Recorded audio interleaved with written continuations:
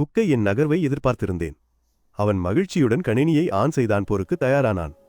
நானோ உடற்பயிற்சி கூடத்தில் பப்ளிக் ப்ராசிக்யூட்டருடன் ஒரு தனிப்பட்ட சந்திப்புக்கு ஏற்பாடு செய்தேன். ஆனால் நான் உள்ளே நுழைந்ததும் நான் உறைந்து போனேன். கியூரியும் அங்கே இருந்தாள். முந்தைய தடவை நிழல் என்னை துரத்தியது. அவளுக்கு மீண்டும் ஆபத்து வரக்கூடாது, இந்த சகதியில் அவள் சிக்கக்கூடாது என்று நான் விரும்பினேன். கியூரி என்னை அவளை குறைத்து மதிப்பிடுவதாக நினைத்தாள். அவள் கண்களில் கோபம் நிறைந்திருந்தது. இறுதியில் நான் விட்டுக் கொடுத்து ரியை விசாரணைக்குள் ஈடுபடுத்த அனுமதித்தேன்.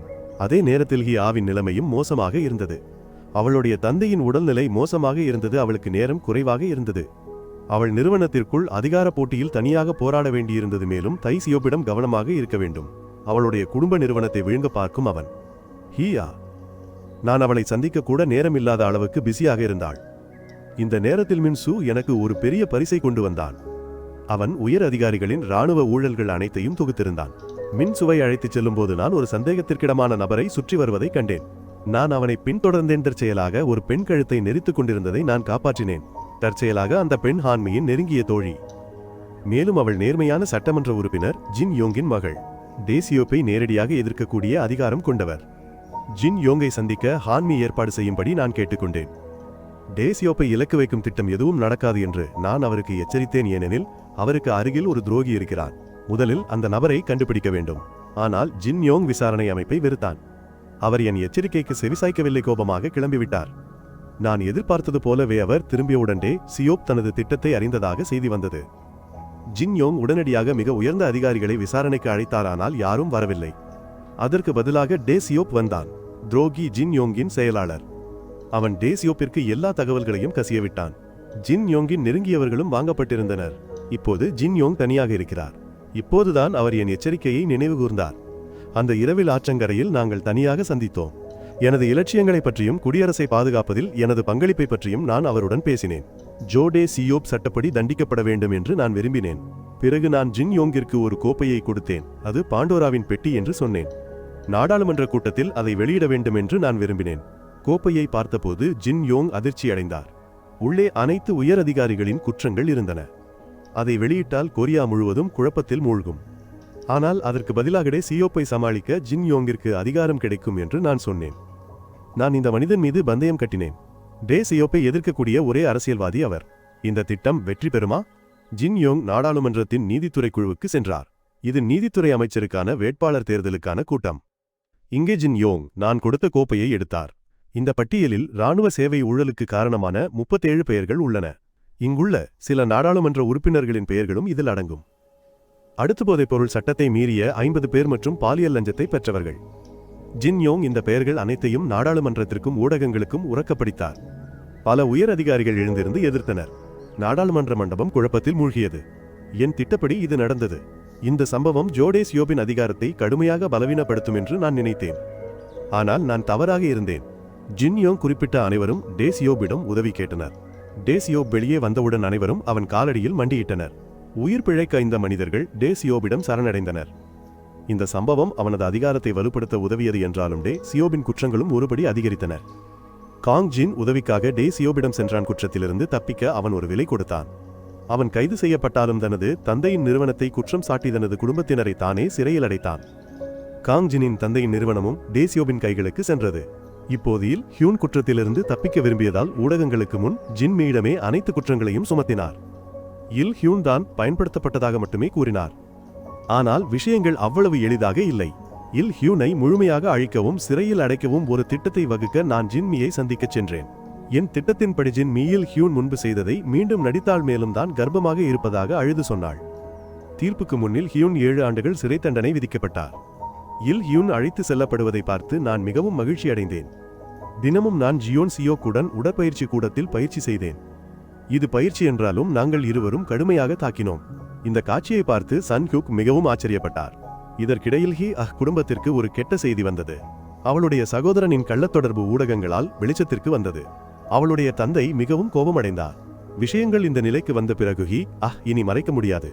அவள் தந்தையின் பேச்சை கேட்க தவிர வேறு வழியில்லை. முற்றுப்புள்ளி. தொழில் சாம்ராஜ்யத்தை தக்கவைத்துக் கொள்ள அவள் தனது சகோதரர்களுடன் சண்டையிட வேண்டியிருந்தது.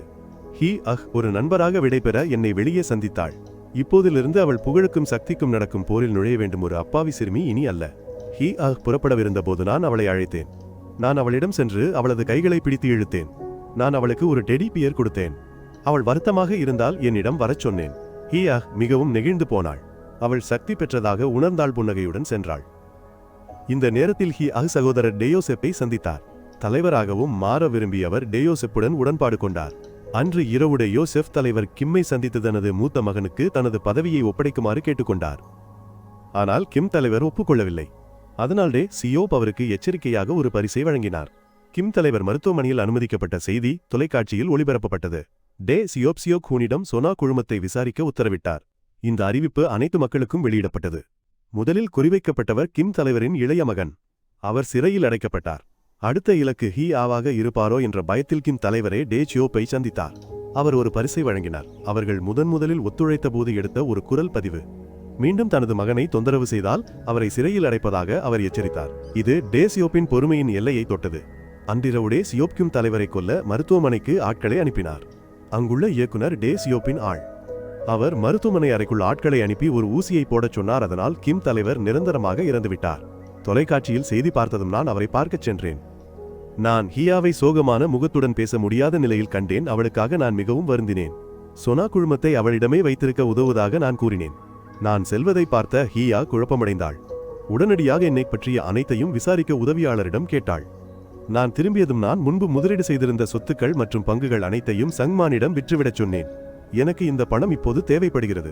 தலைவர் கிம் இறந்துவிட்டதால் டே சியோப் விசாரணையை நிறுத்திவிட்டார். இது சியோக் ஹூனை கடுமையாக பாதித்தது. ஏனெனில் இது பொதுமக்களுக்கு அறிவிக்கப்பட்டதால் அதை நிறுத்துவது மக்களின் நம்பிக்கையை இழக்கச் செய்யும். மக்களை அமைதிப்படுத்த பியோங் டன் வங்கியை விசாரிக்குமாறு நான் பரிந்துரைத்தேன். சியோக் ஹூனுக்கு வேறு வழியில்லை. பதவி உயர்வை பெறுவதற்காக ஜோ டே சியோப்பின் வங்கி என்பதை அறிந்திருந்தாலும் ரகசியமாக விசாரிக்க சியோக் ஹூன் என்னை கேட்டுக்கொண்டான். ஆனால் இது அவனையும் டே சியோப்பையும் பிரிக்க நான் திட்டமிட்டிருந்தேன் என்பதை சியோக் ஹூன் அறியவில்லை. விசாரணைக்கு பிறகு என்னிடம் பெரும் தொகை இருப்பதை ஹி ஆ கண்டு வியப்படைந்தாள்.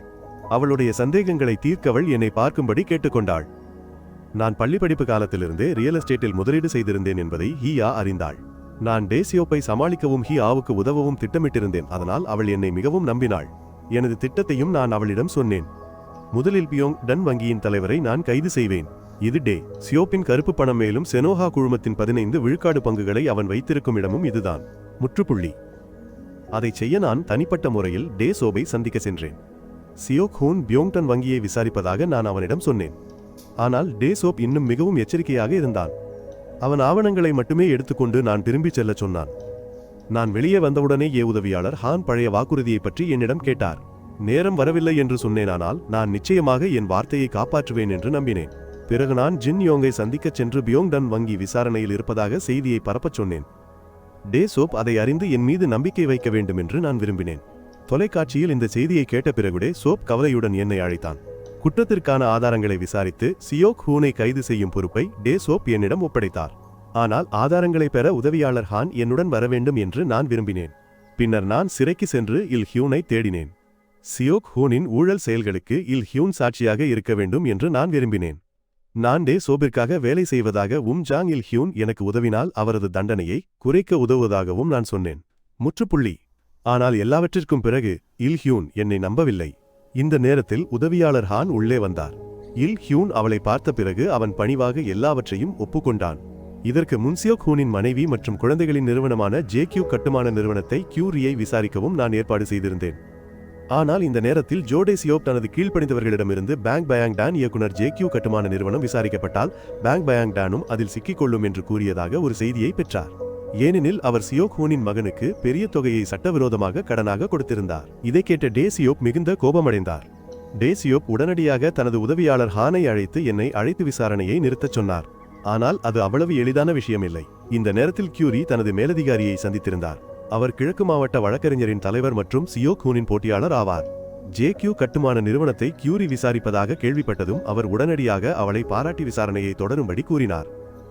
தனது மகன் கைது செய்யப்பட்டதை கேட்டதும் சியோக் ஹூனால் அமைதியாக இருக்க முடியவில்லை. டே சியோப் இதை கேட்டதும் அவர் ஏமாற்றத்துடன் பெருமூச்சு விட்டார். டே சியோப் உடனடியாக தலைமை வழக்கறிஞர் யூனை அழைத்தார். விசாரணையை நிறுத்திவிட்டு உடனடியாக விடுதலை செய்யுமாறு டே சியோப் அவரிடம் கூறினார். விரும்பாமலேயே அவர் தலையசைத்து ஒப்புக்கொள்ள வேண்டியிருந்தது. கியூரி இதை கேட்டதும் அவள் மிகுந்த கோபமடைந்தால் கேட்க மறுத்து விசாரணையை தொடர்ந்தாள். அலுவலகத்தில் வழக்கறிஞர் ஒரு சாட்சியையும் கண்டுபிடித்தார். கியூரி அவரை தேட நேரம் கொடுக்க தங்கினார். சாங்மான் மற்றும் ஜியோன் சியோக் வெளியே காத்திருந்தனர். சாங்மான் ஓ வழக்கறிஞரை தொடர்ந்தார். ஜியோன் சியோக் கியூரியை பாதுகாக்க இருந்தார். நிலைமை சரியில்லை என்று உணர்ந்த சாங்மான் எனக்கு தகவல் தெரிவிக்க அழைத்தார். வழக்கறிஞர் ஓவிற்காக காத்திருந்தவர் சாட்சி அல்லடை சோப் அனுப்பிய கொலையாளி. வழக்கறிஞர் ஓ தாக்கப்பட்டார். கொலையாளி விஷ ஊசி போட முயன்றபோது நான் சரியான நேரத்தில் வந்தேன். என்னை கொன்றவனை மீண்டும் சந்தித்ததில் நான் மிகவும் உற்சாகமாக இருந்தேன். இந்த மனிதனுக்காகத்தான் நான் இத்தனை ஆண்டுகளாக கடுமையாக பயிற்சி செய்தேன். நாங்கள் சில வார்த்தைகள் பேசிவிட்டு ஒருவரையொருவர் தாக்கினோம். இறுதியாக நாங்கள் மீண்டும் மோதினோம். இந்த முறை கொலையாளியின் வேகத்திற்கு என்னால் ஈடு கொடுக்க முடிந்தது. நாங்கள் இருவரும் சமமாக இருந்தோம். நாங்கள் கடுமையாக சண்டையிட்டோம். ஒருவர் மற்றவரை விட குறைவில்லை. நான் ஒரு குத்து விட்டேன். கொலையாளியும் திருப்பி தாக்கினார். ஆனால் சிறிது நேரத்திற்கு பிறகு நான் பலவீனமாக இருந்தேன். நான் மீண்டும் தாக்கப்பட்டேன். நான் இறுதி அடியை கொடுத்தபோது அவன் என் முகத்தில் மணலை எறிந்தான். நான் கோபமாக மேலும் சண்டையிட தயாரான போது காவல்துறை வந்தது. நான் நிறுத்திக்கொண்டு வழக்கறிஞர் ஓவை தேடி அவரை விரைவாக மருத்துவமனைக்கு அழைத்து செல்ல வேண்டியிருந்தது. மருத்துவர் அவர் சில விலா எலும்புகளை மட்டுமே உடைத்ததாகவும் பெரிய காயமில்லை என்றும் கூறினார். கியூரி கொலையாளியை விசாரிக்க அழைக்க நினைத்தாள். ஆனால் நான் அவளை தடுத்தேன். விசாரணையை நிறுத்தி அவள் பிடித்தவரை விடுவிக்கும்படி நான் அவளிடம் சொன்னேன். நான் இந்த விஷயத்தை அமைதியாக கையாளுவேன். டே சியோக் ஹூனின் தவறை மன்னித்துவிட்டார். அதே நேரத்தில் கொலையாளி தோல்வியடைந்ததாக செயலர் தெரிவித்தார். டே சியோப் மிகவும் ஆச்சரியப்பட்டார். நான் கொலையாளியை தடுத்திருப்பேனா என்று அவர் யோசித்தார். சிறிது நேரம் கழித்து நானும் டே சியோப்பை சந்திக்கச் சென்று கொலையாளியை நானே தடுத்ததாக சொன்னேன். என் சக ஊழியர்களும் விசாரணையை நிறுத்திவிட்டனர். நான் ஜோ டே சியோப்பை குறிவைக்க விரும்பவில்லை. ஆனால் டே சியோப் என்னை இன்னும் அதிகமாக எச்சரித்தார். நான் புறப்படுவதற்கு முன் சியோக் ஹூன் அடுத்த தலைமை வழக்கறிஞராக இருப்பார் என்று டே சியோப் என்னிடம் கூறினார். எனது திறமையால் டே சியோப் மிகவும் ஆச்சரியப்பட்டார். ஆனால் நான் என்ன நினைக்கிறேன் என்று அவருக்கு தெரியாது. நான் பிரச்சனையை உண்டாக்குவேன் என்று டே சியோப் அஞ்சினார். எனவே என்னை கட்டுப்படுத்தக்கூடிய ஒருவரை கண்டுபிடிக்க தனது உதவியாளரிடம் கேட்டார். நான் கொடுத்த பணத்தை பயன்படுத்தி J.Q கட்டுமான நிறுவனத்தின் 4 விழுக்காடு பங்குகளை வாங்க சங்மான் பயன்படுத்தினார். நான் சங்மானுக்கு ஒரு பணியை கொடுத்தேன். அடுத்த நாள் காலை ஜியோன் சியோக் சங்மானை J.Q கட்டுமான நிறுவனத்திற்கு காரில் அழைத்துச் சென்றார். அவர் ஒரு குளிர்ச்சியான அணுகுமுறையுடன் வெளியே வந்தார். சங்மேன் ஒரு பெரிய முதலீட்டாளராக இங்கு வந்துள்ளார். சியோக் ஹூனின் மகனை அணுகுவதற்காக J.Q கட்டுமான நிறுவனத்தில் சங்மேன் ஊடுருவ வேண்டும் என்று நான் விரும்பினேன். தேர்தல் நாள் விரைவாக வந்தது. இது அவன் அடைய விரும்பிய இறுதி இலக்கு என்பதால் சியோக் ஹூன் மகிழ்ச்சியுடன் நடந்து சென்றான். ஆனால் அவனை போன்ற ஒரு தீயவன் தனது ஆசையை நிறைவேற்ற நான் அனுமதிக்க முடியாது. விசாரணை நடந்து கொண்டிருக்கும் போது சியோங் ஹியூக் ஒரு பத்திரிகையாளர் சந்திப்பை நடத்தினார். சியோக் ஹூனின் மகனின் குற்றங்களை வெளிப்படுத்த இது சபையில் குழப்பத்தை ஏற்படுத்தியது. இந்த நேரத்தில் ஜின் யோங் சியோக் ஹூனிடம் கேள்வி எழுப்பினார். டே சியோப் இயலாமையுடன் பேச முடியாமல் போனார். விசாரணை ஒத்திவைக்கப்பட்டது. அதன் பிறகு சியோங் ஹியூக் ராஜினாமா செய்யவும் தயாரானார். அந்த மூவரும் சியோங் ஹியூக்கு பிரியாவிடை கொடுக்க ஒன்றாக மது அருந்தினர். இந்த நேரத்தில் டே சியோப் நிலைமையை மாற்ற ஒரு திட்டத்தை சியோக் ஹூனிடம் கொடுத்தார். டே சியோப் பழைய திட்டத்தையே பயன்படுத்தினார். பதவி உயர்வை பாதிக்க இது வேண்டாம் என்பதால் தனது மகனை சிறையில் அடைக்க சியோக் ஹூன் எனக்கு உத்தரவிட்டார். இந்த நேரத்தில் மின் சூ டே சியோபை சந்திக்க வந்தார். அவர்கள் இருவரும் ஒரு ஒப்பந்தம் செய்தனர். அதன் பிறகு மின் சூ என்னுடன் மது அருந்த என்னை அழைத்தார். நான் வந்ததிலிருந்து தனது வாழ்க்கை எளிதாகிவிட்டதாக மின் சூ என்னிடம் கூறினார். வாழ்க்கையில் சவால்கள் இல்லாததால் அவர் மகிழ்ச்சியாக இல்லை. ஆனால் இப்போது மின் சூ உண்மையான மகிழ்ச்சியை கண்டறிந்துள்ளார். அவர் என்னுடன் மோத விரும்புகிறார். இப்போதிருந்து மின் சூ தே சோபின் பக்கம் நிற்பார். நானும் மின்சுவும் அதிகாரப்பூர்வமாக ஒருவருக்கொருவர் போர் தொடுக்கிறோம். மோதலுக்கு முன்னானும் மின்சுவும் கடைசியாக ஒருமுறை ஒத்துழைத்தோம். அது சொக் ஹூனை ஒன்றாக கைது செய்தது. மின் சு சொக் ஹூனின் மனைவியின் ஊழல் பற்றிய ஆதாரங்களை கொண்ட ஒரு ஆவணத்தை எனக்கு கொடுத்தார். அடுத்த நாள் ஜின் யோங்கிம் சான் நகரில் போதைப்பொருள் கடத்தலை சொக் ஹூன் மறைத்ததாக ஊடகங்களுக்கு முன் குற்றம் சாட்டினார். அதோடு நிற்கவில்லை. கியூரி சொக் ஹூனின் மனைவி மீது ஊழல் மற்றும் உயர் அதிகாரிகளுக்காக பண மோசடி செய்ததாக குற்றம் சாட்டினார். பேரழிவு திடீரென ஏற்பட்டதால் சொக் ஹூன் உடனடியாக தே சோபை நாடினார். எல்லாவற்றையும் சரிசெய்ய முடியும் என்று சொக் ஹூன் நினைத்தார். ஆனால் இப்போது ஹான்மி தனிப்பட்ட முறையில் அவரை குற்றம் சாட்டியதாக ஊடகங்கள் செய்தி வெளியிட்டுள்ளன. தான் சொக் ஹூனின் சட்டவிரோத மகள் என்று அவர் பொதுமக்களுக்கு கூறினார். தனது குழந்தை பருவத்திலிருந்தே அவர் கைவிடப்பட்டதாகவும் அவர் கூறினார். இது சொக் ஹூனின் ஒழுக்கத்தை பெரிதும் பாதித்தது. இதனால் அவருக்கு பின்வாங்க வழியில்லை.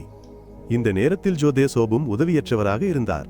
ஒரே நேரத்தில் இவ்வளவு குற்றங்கள் அம்பலப்படுத்தப்பட்டதால் தன்னை காப்பாற்றிக் கொள்வது கடினமாக இருந்தது. சியோக் ஹூனுக்கு வேறு வழியில்லை என்பது தெரிந்தது. சியோக் ஹூன் மேற்கொண்டு எதுவும் பேசாமல் அமைதியாக சென்றார். டே சியோப் உதவியாளர் ஹான் மூலம் என்னை தொடர்பு கொண்டார். சியோக் ஹூனை விரைவாக கைது செய்ய டே சியோப் விரும்பினார். அவரும் இதை சரிசெய்ய முடியாது. எனக்கு உத்தரவு கிடைத்தவுடன் நான் உடனடியாக சியோக் ஹூனை கைது செய்து சிறையில் அடைத்தேன். சியோக் ஹூன் கைது செய்யப்பட்டாலும் அவர் அமைதியாக அதை ஏற்றுக்கொண்டார். இப்படி சிறையில் அடைக்கப்பட்டாலும் நான் தான் எல்லாவற்றையும் செய்தேன் என்பதை சியோக் ஹூன் அறிந்திருக்கவில்லை. சியோக் ஹூன் இன் குடும்பம் கைது செய்யப்பட்டதால் JQ கட்டுமான நிறுவனத்திற்கு இப்போது உரிமையாளர் இல்லை. எனவே சியோக் தனது கீழ் அதிகாரியிடம் அந்த நிறுவனத்தை வாங்கச் சொன்னார். இந்த நேரத்தில் எனக்கும் அடுத்த இலக்கு இருந்தது. டே சியோப்பின் நிதியுதவியை நிறுத்த விரும்பினேன். நான் சமாளிக்க வேண்டியவர் பார்க் டேஹோ, பேயோங்டன் வங்கியின் உரிமையாளர். சங்மானை JQ கட்டுமான நிறுவனத்தை வாங்க சொல்வது குறித்து நானும் ஹி ஆவும் விவாதித்தோம். சங்மானுக்கு அவரது சகோதரியிடமிருந்து பெரும் நிதி உதவி கிடைத்ததால் அவர் பேச்சுவார்த்தைகளில் மிகவும் நம்பிக்கையுடன் இருந்தார். அவரது நடைமுறை ஒரு உண்மையான தொழிலதிபரை போலவே இருந்தது.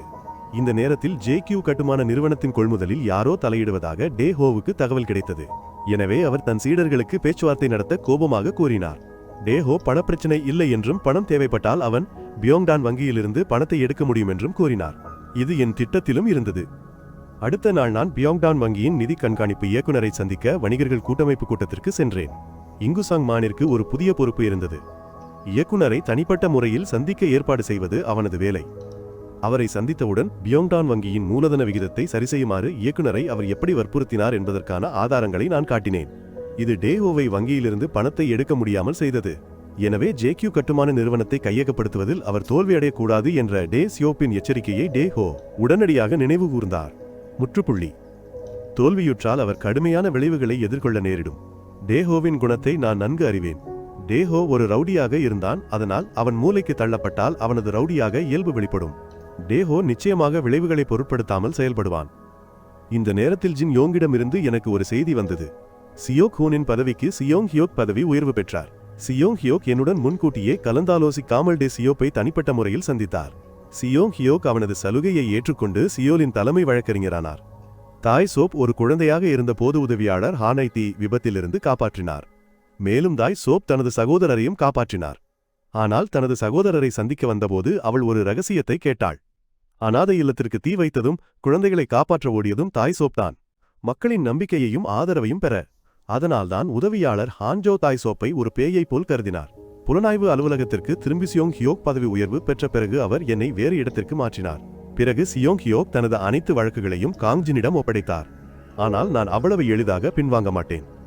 இந்த நேரத்தில் தாய் சோப்பின் செயலாளர் JQ கட்டுமான நிறுவனத்தின் கையகப்படுத்துதல் குறித்து டேஹோவை வலியுறுத்தினார். இது அவரை அமைதியாக இருக்க விடவில்லை. டேஹோ தனக்காக முன்பு வேலை செய்த குண்டர்களை சந்திக்கச் சென்றார். செனோஹா காப்பீட்டிலிருந்து பெரிய தொகையை பெற தனது கீழ் இருந்தவர்களை இழிவான முறைகளை பயன்படுத்தும்படி டேஹோ உத்தரவிட்டார். டேஹோவிடம் அந்த பணம் இருந்தால் JQ கட்டுமான நிறுவனத்தை வெற்றிகரமாக கையகப்படுத்த முடியும். இந்த நேரத்தில் மின்குக் என்னை காண சியோலுக்கு வந்தார். ஒரு சிறந்த துப்பறிவாளரின் உதவியுடன் நான் விரைவில் குண்டர்களின் மறைவிடத்தை கண்டுபிடித்தேன். மின்குக் ஒரு போர் வரவிருக்கிறது என்று அறிந்ததால் அவர் மிகவும் கவலையாக இருந்தார். இந்த நேரத்தில் ஜியோன் சியோக் தோன்றினார். தாக்குதலுக்காக நான் ஒரு புத்தகத்தை எடுத்தேன். அதே நேரத்தில் ஜியோன் சியோக் சக்தி வாய்ந்த அடிகளை வீசினார். மின்குக் உடனடியாக இந்த இடத்தை சுத்தம் செய்ய உதவியை அழைத்தார். அவர்கள் இந்த நபர்களை சமாளித்த பிறகு தலைவனும் கைது செய்யப்பட்டான். ஆரம்பத்தில் அவன் அமைதியாகவும் பயமின்றி இருந்தான். ஆனால் சிறிது நேரம் கழித்து நான் அவனை அச்சுறுத்தினேன். அவன் எல்லாவற்றையும் ஒப்புக்கொண்டான். பின்னர் அவன் டேஹோவை அழைத்து எல்லாம் வெற்றிகரமாக முடிந்துவிட்டதாக கூறினான். இதை கேட்டு டேஹோ மிகவும் மகிழ்ச்சியடைந்தார். அவர்கள் வெற்றிகரமாக ஒரு பொறி வைத்திருந்த போது செயோங் ஹியூக் உள்ளே நுழைந்து அவனை கைது செய்தார். செயோங் ஹியூக் தான் மின்குக்கை எனக்கு உதவ அனுப்பியவர் என்பது தெரியவந்தது. நான் விசாரிக்கப்படக்கூடாது என்பதற்காக செயோங் ஹியூக் பதவி உயர்வை ஏற்றுக்கொண்டார். டே சியோப் என்னை குறிவைப்பார் என்று செயோங் ஹியூக் கவலைப்பட்டார். டே சியோப் குறிவைக்கும் நபர் நானாக இருக்கக்கூடாது, அவராகத்தான் இருக்க வேண்டும் என்று செயோங் ஹியூக் விரும்பினார். நான் இருட்டிலிருந்து டே சியோப்பை எதிர்கொள்ள நான் தியாகம் செய்ய செயோங் ஹியூக் தயாராக இருந்தார். முற்றுப்புள்ளி. இந்த நேரத்தில் டேஹோ தோல்வியடைந்த செய்தி டே சியோப்பை அடைந்தது. எனவே டே சியோப் உடனடியாக டேஹோவை தேட உத்தரவிட்டார். முந்தைய வாழ்க்கையின் நினைவுகளால் டேஹோ எங்கே இறப்பான் என்று எனக்கு தெரியும். நான் தடுக்க அதை ஓட்டிச் சென்றேன். அதே நேரத்தில் கொலையாளியும் செயலாளரும் வந்தனர். அவர்கள் வந்தனரானால் நான் முதலில் வந்தேன். நான் உடனடியாக டேஹோவை கட்டுப்படுத்தி அவரை ஓரமாக இழுத்தேன். டேஹோவை கண்டுபிடிக்க முடியாமல் கொலையாளி அறையில் உள்ளவர்களை கொல்ல முயன்றான். ஆனால் அப்போதுதான் காவல்துறை வந்துவிட்டதால் அவன் திரும்பிச் சென்று விட்டான். டே சோப் பின்னர் சியோங் ஹியூக்கை அழைத்து விரைவாக விடுவிக்கச் சொன்னார். ஆனால் சியோங் ஹியூக் திரும்பி பார்த்தார். அவர் விடுவிக்க மறுத்துவிட்டார். அவர் வழக்கறிஞர் அலுவலகத்திற்கு திரும்பியதும் அவரது அதிகாரம் பறிக்கப்பட்டது. இப்போது அவர் ஒரு பொம்மை தலைமை வழக்கறிஞர் மட்டுமே. நான் எப்போதும் சியோங் ஹியூக்கிற்கு நன்றியுள்ளவனாக இருந்தேன். நாங்கள் நிச்சயமாக வெல்வோம் என்பதால் கடைசி நிமிடம் வரை போராடுமாறு நான் சியோங் ஹியூக்கை ஆறுதல் படுத்தினேன். நான் ஒரு பாரில் அமர்ந்திருந்தேன். அப்போது ஒரு பெண் என்னிடம் பேச வந்தாள். கடந்த முறை அவளும் ஒரு உணவகத்தில் என்னுடன் நட்பு பாராட்ட முயன்றாள். இது டே சியோப் என்னை மயக்க அனுப்பிய பெண். நான் எச்சரிக்கையாக இல்லை. அவளை ஹோட்டலுக்கு அழைக்கவும் நான் முன்வந்தேன். அவள் என்னை கவர்ந்து விட்டதாக நினைத்தாளானால் சிறிது நேரத்திற்குப் பிறகு நான் அவளது உண்மையான அடையாளத்தை வெளிப்படுத்தினேன். அவள் ஜெங்ஸே ஜூனுக்காக ஒரு லாபிஸ்ட். முந்தைய வாழ்க்கையில் ஒரு வழக்கறிஞர் அவளை கைது செய்ய முயன்றாரானால் தோல்வியுற்றார். ஏனென்றால் டே சியோப் தலையிட்டார். சே ஜூனின் பலவீனத்தை நான் கண்டேன். என்னை சிறிது நேரம் மயக்கிய பிறகு டே சியோப்பை ஏமாற்ற என்னுடன் கைகோர்க்க சே ஜூன் முடிவு செய்தார். அதன் பிறகு சே ஜூன் டே சியோப்பின் செயலாளரை சந்தித்துதான் என்னை வெற்றிகரமாக மயக்கியதாக அறிக்கை செய்தார். சே ஜூன் அவரை நம்ப வைப்பதற்காக ஆதாரங்களையும் வழங்கினார். அதன் பிறகு இருவரும் சில சட்டவிரோத பரிவர்த்தனைகளை மேற்கொண்டனர். இந்த நேரத்தில் டே சியோப் சாங் மான் ஜேக்யூ கட்டுமான நிறுவனத்தின் இயக்குநராகிவிட்ட செய்தி வந்துள்ளது. டே சியோப் சாங் மானை குறிவைப்பார் என்று ஹியா என்னிடம் எச்சரித்தார். நான் அவசரமாக வீட்டிற்கு சென்று டே சியோப்பின் தொலைபேசி அழைப்புகளுக்கு பதிலளிக்க வேண்டாம் என்று சாங் மானை எச்சரித்தேன். மேலும் ஜியோன் சியோக்குடன் செல்லாமல் சாங் மான் வெளியே செல்லக்கூடாது. அடுத்த நாள் சாங் மான் ஒரு அழைப்பை பெற்றார். சாங் மானுக்கு அழைத்தவர் உதவியாளர் ஹான். டே சியோப் ஒரு சந்திப்பை ஏற்பாடு செய்தார். சாங் மான் வரவில்லை என்றால் விளைவுகள் கணிக்க முடியாதவை. செயலாளர் ஹானின் அச்சுறுத்தல்களை கேட்ட பிறகு சாங் மான் தனியாக சந்திப்புக்கு செல்ல முடிவு செய்தார். நான் அழைப்பு விடுத்து அவரை தடுக்க முயன்ற போதும் சாங் மான் செல்ல முடிவு செய்தார். இந்த நேரத்தில் டே சியோப் சாங் மானுக்காக காத்திருந்தார். ஆனால் தோன்றியவர் நான் தான். இது டே சியோபை மிகவும் ஆச்சரியப்படுத்தியது. இந்த பின்னணியில் இருந்தவர் நான் தான். இங்கேயே டே சியோபுக்கு நான் அதிகாரப்பூர்வமாக போர் பிரகடனம் செய்கிறேன். ஆனால் டே சியோப் அமைதியாக இருந்தார். ஏனென்றால் என்னால் அவரை எதுவும் செய்ய முடியாது என்று அவர் நினைத்தார். ஆனால் சிறிது நேரம் பேசிய பிறகு எனக்கு மிக அதிகமாக தெரியும் என்பதை டே சியோப் உணர்ந்தார். டே சியோப் எனது போர் பிரகடனத்தை ஏற்றுக்கொண்டார். சாங் மானை பற்றி நான் கவலைப்படுவதால் இங்கு வந்தேன் என்பதை டே சியோப் அறிவார். எனவே நான் எழுந்ததும் புறப்படும் போது டே சியோப் புன்னகைத்து சாங் மானை நீங்கள் மதிப்பளித்தால் நீங்கள் இங்கு வந்திருக்க கூடாது என்று என்னை எச்சரித்தார். விஷயங்கள் சரியாக இல்லை என்பதை நான் உணர்ந்ததால் ஜியோன் சியோபை சாங் மானை தேடச் சொன்னேன். அப்போது சாங் மான் கூரையின் மேல் டே சியோபின் கொலையாளியையும் செயலாளரையும் எதிர்கொண்டார். அவர்கள் இருவரும் சாங் மானை எனக்கு துரோகம் செய்ய முயற்சித்தார்கள். சாங் மான் சமரசம் செய்ய மறுத்ததை கண்டு கொலையாளி அவரை கூரையின் மேல் உள்ள கைப்பிடியை நோக்கி தள்ளினார். நிலைமை மிகவும் மோசமாக இருந்ததால் சாங் மான் ஒப்புக்கொண்டது போல் நடித்தார். அதன் பிறகு டே சியோப் தான் இதில் பின்னணியில் இருக்கிறாரா என்று சாங் மான் கேட்டார். சாங் மானின் உடலில் ஏதோ தவறு இருப்பதை உணர்ந்து கொலையாளி அவரை தேடினார். ஒரு ஒலிப்பதிவு கருவி கண்டுபிடிக்கப்பட்டதும் எல்லாம் முடிந்துவிட்டது. சாங் மானை தரையில் தூக்கி எறிந்தான் கொலையாளி. நானும் ஜியோன் சியோக்கும் அவசர சிகிச்சை பிரிவின் வாசலில் கவலையுடன் நின்று கொண்டிருந்தோம். சாங் மான் இறக்கவில்லை என்றாலும் அவர் மீண்டும் சுயநினைவுக்கு வரமாட்டார் என்ற ஆபத்து இருந்தது. நான் மிகவும் வருந்தினேன். கோபத்தில் டே சியோபை நினைத்தேன். அப்போது டே சியோப் தனது கீழ் அதிகாரிகளிடம் நாளைதான் எனக்கு சக்தியற்ற தன்மையை எப்படி காட்டுவேன் என்று சொல்லிக் கொண்டிருந்தான். நான் வழக்கறிஞர் அலுவலகத்திற்கு சென்றபோது ஊழியர் இடமாற்ற அறிவிப்பை பார்த்தேன். சியோங் ஹியூக் மற்றும் மின் குக் ஆகியோர் கிம் சானுக்கு மாற்றப்பட்டனர். ஹான்மி ஜப்பானுக்கு மாற்றப்பட்டாள். கியூரி மற்றும் வழக்கறிஞர் ஹீவு ஆகியோர் வேறு இடங்களுக்கு மாற்றப்பட்டனர். டே சியோப் எனக்கு எச்சரித்தது இதுதான் என்று தெரிய வந்தது. இப்போது என் அருகில் யாரும் இல்லை. நான் நடந்து சென்றபோது சாங் மானையும் மற்றவர்களையும் நினைத்தேன். அப்போது நான் ஜின் யோங்கை சந்திக்கச் சென்றேன். அவரிடம் கடைசியாக ஒரு உதவி கேட்க விரும்பினேன். இந்த நேரத்தில் மின் சுவும் டே சியோப்பை சந்திக்க வந்தார். தானும் ஒரு அரசியல்வாதியாக விரும்புகிறேன் என்று மின்சு கூறினார். அதை கேட்ட டே சியோப் மின்சுவுக்கு ஒரு பணியை அளித்தார். மின்சு நாடாளுமன்றத்திற்கு செல்வதற்கான டிக்கெட் எண்ணை பிடிப்பதுதான். ஆனால் மின்சு என்னிடம் இதை பற்றி பேச வந்தார். மின்சுவின் டிக்கெட்டாக நான் மாற வேண்டியிருக்கும் போலிருக்கிறது. இப்போது நான் ஹி ஆவுக்கு ஜேக்யூ கட்டுமான நிறுவனத்தின் விற்பனை மற்றும் பங்கு ஒப்பந்தத்தை கொண்டு வந்திருக்கிறேன். இது டே சியோப்பை கோபப்படுத்தியது. டே சியோப் என்னை பிடிக்குமாறு செங் ஹையோக்கு உத்தரவிட்டான். நான் மகிழ்ச்சியுடன் ஒப்புக்கொண்டேன். ஆனால் நான் செல்வதற்கு முன்பே சியோப்பின் வலது கையை, அதாவது கிம் செயலாளரை நான் அகற்றுவேன். டே சியோப்பின் மிகவும் திறமையான உதவியாளர். இருவரும் மேல் மாடியில் இருந்தனர். கிம் செயலாளர் என்னை கேலி செய்தார். முற்றிலும் உதவியற்ற உணர்வுடன் வசதியாக இருக்கிறீர்களா என்று கேட்டார். இந்த உதவியற்ற தன்மையை நான் புரிந்து கொள்வதாக கூறியதனால் வழக்கறிஞர் பதவியை விட்டு விலக முடிவு செய்தேன். ஆனால் நான் வழக்கறிஞர் சீருடையை அகற்றியவுடன் யாரையும் கைது செய்யலாம். முதல் நபர் கிம் செயலாளராக இருப்பார். பாதுகாப்பு துறையில் கிம் செயலாளரின் ஊழலுக்கான ஆதாரங்களை நான் சேகரித்தேன். நான் பரிவர்த்தனைகளின் ரகசியமாக படங்களை எடுத்தேன்.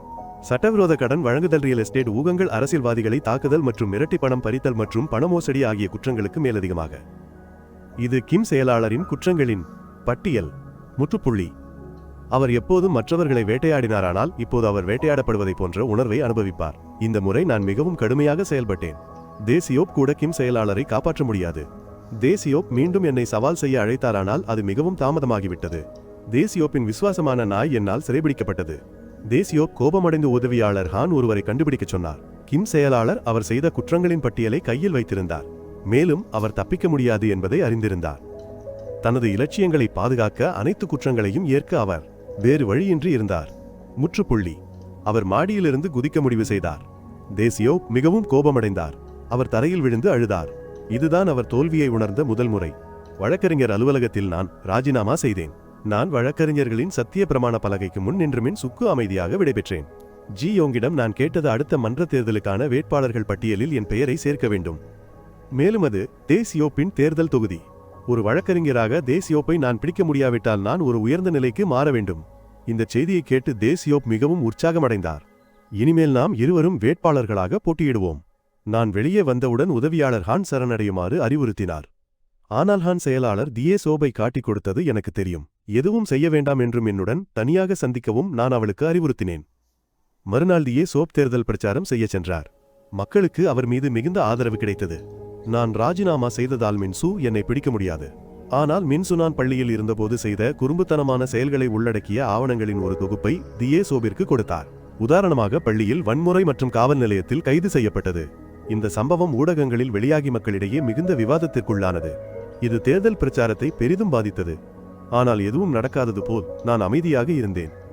எனக்கு செய்தி வந்ததும் நான் எனது உதவியாளர் ஹானை சந்திக்க சென்றேன். அவர் என் மீது முழு நம்பிக்கையை வைப்பதாக முடிவு செய்தார். அவர்கள் இருவரும் இணைந்து செயல்பட்டனர். இப்போது நான் திருமண அறிவிப்பால் எதிர்மறை செய்திகளுக்கு பதிலடி கொடுப்பேன். நான் திருமணம் செய்யப் போகிறேன் என்று கேட்டதும் எனது பெற்றோர்கள் ஆச்சரியப்பட்டனர். முற்றுப்புள்ளி. இந்த செய்தியை கேட்டு அனைவரும் அதிர்ச்சியடைந்தனர். யாவை நான் திருமணம் செய்து கொண்ட செய்தி பொதுமக்களின் கவனத்தை ஈர்த்தது. இது மக்களை என் மீது அதிக நம்பிக்கை கொள்ள செய்ததுடன் இதற்கு முன் இருந்த அனைத்து எதிர்மறை வதந்திகளையும் நீக்கியது. ஊடகங்களுக்கு முன்னால் நான் டேசியோப்பிடம் பகிரங்க விவாதத்திற்கு அழைப்பு விடுத்தேன். இந்த விடயம் நாடு முழுவதும் பரவியிருந்ததால் டேசியோப்பிற்கு மறுக்க வாய்ப்பில்லை. தொலைக்காட்சியில் நானும் டேசியோப்பும் நேரடி விவாதத்தை தொடங்கினோம். நான் டோங்டோன் வங்கியை பற்றி குறிப்பிட்டுடை சியோப்பிற்கு எதிராக டேஹோவின் குற்றச்சாட்டுகளின் வீடியோவை காட்டினேன். இது விவாதத்தை மேலும் சூடாக்கியது. ஏன் டேசியோப் முதலாளி யோன்சுவின் சொத்துக்களை பறிமுதல் செய்தார் என்று நான் கேட்டேன். அதைத் தொடர்ந்து நான் இயக்குனர் கிம் தியாகத்தை பற்றி பேசினேன். இது ஒரு அவதூறு என்று டேசியோப் உரக்க கூறினார். பிறகு நான் செயலர் கிம்மின் தொலைபேசியை எடுத்தேன். அதில் அவர் மறைத்த அசுத்தமான விஷயங்கள் இருந்தன. ஆனால் டேசியோப் பதிலடி கொடுத்தார். இறந்த ஒருவரின் தொலைபேசி என் கையில் எப்படி வந்தது என்று அவர் கேட்டார். மொட்டை மாடியில் செயலர் கிம்மை நான் கட்டுப்படுத்திய வீடியோவை டேசியோப் காட்டினார். அதன் பிறகு நான் கொலை செய்ததாக டேசியோப் குற்றம் சாட்டினார். டேசியோப்பின் நியாயமான சந்தேகங்களுக்கு என்னால் பதிலளிக்க முடியவில்லை. இந்த வழக்கின் விசாரணைக்காக விவாதம் நிறுத்தப்பட்டது. நான் தோற்கடிக்கப்பட்டதாக டேசியோப் நினைத்தார். ஆனால் திடீரென்று டேசியோப் தொலைக்காட்சியில் உதவியாளர் ஹானை பார்த்தார். இப்போது இறுதி தாக்குதலை நடத்த வேண்டியவர் அவர்தான். நான் சொன்னது உண்மை என்பதை நிரூபிக்க உதவியாளர் ஹாண்டேசியோப் என்பவருக்காக பணிபுரிந்த போது சட்டவிரோத செயல்களை பதிவு செய்த ஆடியோ பதிவுகளை வழங்கினார். அதில் எந்த குறையும் இல்லை. மேலும் டேசியோப் தனது சகோதரனை ஒரு கொலையாளியாக மாற்றினார். செய்திகளை படித்த பிறகுடே சியோப் காரில் ஏறி யாரையோ தொடர்பு கொண்டு சமாளிக்கச் சொன்னார். உதவியாளர் ஹான் தொலைக்காட்சி நிலையத்தை விட்டு வெளியே வந்த போது ஜியோன் சியோக் மற்றும் சுங் ஜே அவரை வரவேற்க வந்தனர். உதவியாளர் ஹான் துரத்தப்படுவதாக எனக்கு செய்தி கிடைத்தது. அதனால் நானும் விரைவாக அங்கு சென்றேன். இந்த நேரத்தில் சுங் ஜே மற்றும் ஜியோன் சியோக் ஆகியோர் கொலையாளியுடன் சண்டையிட்டுக் கொண்டிருந்தனர். இருவரும் தற்காப்பு கலைகளில் திறமையானவர்களாக இருந்தாலும் அவனை விட பலவீனமானவர்களாக இருந்தனர். ஜியோன் சியோக் அவனுக்கு ஒரு போட்டியாளராக இல்லை. இந்த நேரத்தில் சுங் ஜேயும் சுயநினைவின்றி கீழே விழுந்தார். கொலையாளி உதவியாளர் ஹானை பிடிக்க முயன்றபோது நான் வந்தேன். இதுவே நமது கடைசி போராக இருக்கும். ஜியோன் சியோக் எழுந்து சண்டையை தொடர முயன்றார். ஜியோன் சியோக் ஒரு சக்தி வாய்ந்த குத்து விட்டாரானால் கொலையாளிக்கு எந்த சேதமும் ஏற்படவில்லை. ஜியோன் சியோக்கிற்கு வேறு வழி தெரியவில்லை. அவர் தன் உடலால் அந்த தாக்குதலை தடுத்து கொலையாளியை இறுக்கமாக பிடித்துக் கொண்டார். ஜியோன் சியோக் என்னை விரைவாக செல்லச் சொன்னார். நான் விரைவாக மேலேறி அவனது தலையின் உச்சியை நோக்கி ஒரு மரண அடியை வீசினேன். அந்த அடி கொலையாளியை நிலைகுலைய செய்ததுவானால் அவன் இன்னும் போராடக்கூடிய நிலையில் இருந்தான். கடைசி நிமிடங்களில் என் முழு பலத்தையும் பயன்படுத்தி இறுதியில் கொலையாளியை தோற்கடித்தேன். நான் அவனை கொல்ல முயன்றபோது உதவியாளர் ஹான் என்னை தடுத்து நிறுத்தினார். அவள் குறிப்பிட்ட சகோதரன் தான் இந்த கொலையாளி என்று தெரிந்தது. அவளுடைய சகோதரன் ஜோ டேசோபினால் ஒரு கொலையாளியாக மாற்றப்பட்டான். அப்படி அடிபட்டாலும் அவன் டேசோபிற்கு அறிக்கை செய்ய அழைத்தான். டேசோபும் நானும் பேசிக்கொண்டோம். இறுதியில் டேசோப் தான் குற்றவாளி இல்லை என்று நினைத்தான். அப்படி இருந்திருந்தால் அவன் எதையும் மாற்றாமல் கொரியாவை விட்டு வெளியேறியிருப்பான். அவன் என்னை தொடர்ந்து கண்காணிப்பான். நான் எப்படி கொரியாவை உருவாக்குவேன் என்பதை அவன் அறிய விரும்பினான். பிறகு கொலையாளி காவல்துறையால் கைது செய்யப்பட்டான். உதவியாளர் ஹாண்டே சோப்புடன் இருந்தபோது தனது குற்றங்களை ஒப்புக்கொள்ள என்னிடம் விடைபெற்றார். டேசோப் தான் செய்ததை இன்னும் சிந்தித்துக் கொண்டிருந்தான். தான் எல்லை மீறிவிட்டோமா என்று அவன் யோசித்தான். இப்போது அவன் அந்த இருண்ட வீட்டில் தனியாக இருந்தான். அவன் கசப்பான புன்னகையுடன் மெதுவாக மறைந்தான். அடுத்த நாள் டே சோப்பின் கூட்டாளிகள் அனைவரும் கைது செய்யப்பட்டனர். மின்சுவும் வழக்கறிஞரை கைது செய்தார். இருவரும் கேண்டீனில் சந்திக்க ஏற்பாடு செய்தனர். மின்சு டேசியோபுக்கு நானே உதவ வேண்டும் என்று வேண்டுமென்றே தகவலை கசியவிட்டான் என்பது தெரியவந்தது. அவர்களுடைய ஒத்துழைப்பு வெற்றிகரமாக அமைந்தது. அப்போது தொலைக்காட்சியில் டேசியோபின் எந்த தடயமும் போலீசாருக்கு கிடைக்கவில்லை என்றுமானால் கடற்கரையில் ஒரு சடலம் கண்டுபிடிக்கப்பட்டதாகவும் செய்தி வெளியானது. DNA பரிசோதனைக்கு பிறகு அது டேசியோப் தான் என்று உறுதி செய்யப்பட்டது. அது உண்மையிலேயே டேசியோப் தானா என்று நான் ஆச்சரியப்பட்டேன். நான் சங்மேனுக்கு மருத்துவமனை அறையில் புத்தகம் படித்துக் கொண்டிருந்தேன். அந்த புத்தகம் வாசிப்பதற்கு கடினமாக இருப்பதாக அவன் குறை கூறினான். நீ படிக்க வேண்டுமென்றால் நீ எழுந்து நீயே படிக்க வேண்டும் என்று சங்மேனிடம் சொன்னேன். இந்த நேரத்தில் சங்மேன் விழித்தெழுவதற்கான அறிகுறிகளை காட்டினான். எனக்கு உதவிய அனைவருக்கும் உணவகத்தில் இருந்தனர். இந்த நேரத்தில் சங்மேனும் விழித்தெழுந்தான். ஹீயாவுடனான என்னுடைய திருமணத்தை நான் ஒத்திவைப்பதாக அறிவித்தேன். நாங்கள் இப்போதுதான் டேட்டிங் செய்ய ஆரம்பித்தோம். எனவே ஒருவரையொருவர் புரிந்து கொள்ள எங்களுக்கு அதிக நேரம் தேவை. நான் ஒரு பாராளுமன்ற உறுப்பினராக மட்டுமல்லாமல் ஜெயோன்ஹா குழுமத்தின் தலைவரையும் திருமணம் செய்து கொள்ள போகிறேன். யோன்சூக்கு நான் சொன்னது போலவே நான் ஜியோன்ஹாவை உண்மையில் ஏற்றுக்கொண்டேன். முற்றுப்புள்ளி. ஒருவேளை இந்த சம்பவம் இன்னும் முடியவில்லை. நான் கைது செய்த அனைவரும் விடுவிக்கப்பட்டுள்ளனர். இதை செய்தது ஒரு சக்தி வாய்ந்த மற்றும் பணக்கார பெண். அங்கு இருந்த அனைவரும் டேசியோபின் ரகசிய கிளப்பின் உறுப்பினர்கள். அவள் அந்த கிளப்பை மீண்டும் உயிர்ப்பிக்க விரும்புகிறாள். எல்லோருக்கும் பதவி உயர்வு தர பணம் பயன்படுத்துவதாக அவள் சொல்கிறாள். அவளுக்கு அதிகாரமல்ல, ஒரு சரியான குழு வேண்டும். தனது சந்ததியினர் என்றென்றும் ஆட்சி செய்யும் ஒரு உலகத்தை அவள் விரும்புகிறாள். தைசோப் தோல்வியடைந்தான், ஏனெனில் அவனுக்கு அதிகாரமும் பணமும் நீதியும் வேண்டும். ஆனால் அவளுக்கு பணம் மட்டுமே வேண்டும். அவர்கள் ஒரு சரியான கூட்டாளியாக இருப்பார்கள். அதன் பிறகு அவர்கள் எழுந்து நின்று தங்கள் கூட்டாண்மையை அதிகாரப்பூர்வமாக கொண்டாட ஒரு கோப்பை உயர்த்தினர்.